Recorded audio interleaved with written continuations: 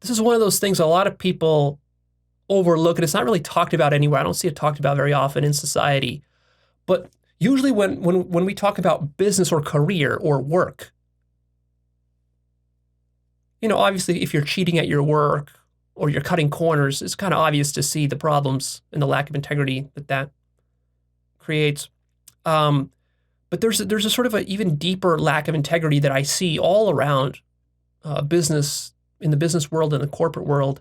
It's that people are just opportunistically doing the work that earns them the most money or material rewards and not really following their passion or their life purpose or their true creative calling, their art. Their work is not their art. And the reason that is it's not because they're not artists, right?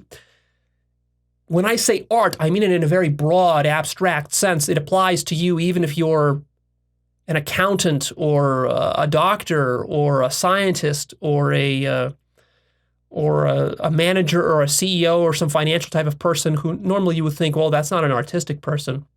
But that can be your art if you make it your art.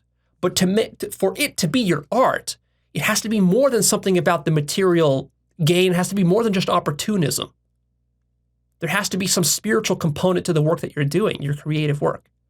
And so a lot of what I'm trying to have you guys embody is a life purpose and some kind of creative contribution that you make to mankind.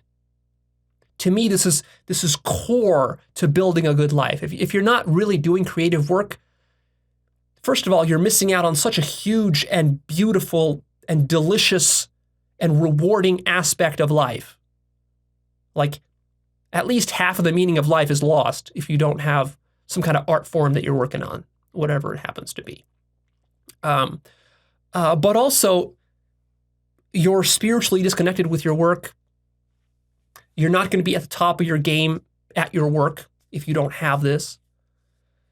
And the reason many people don't have it is because it's difficult. It's really difficult to be an artist because art requires integrity.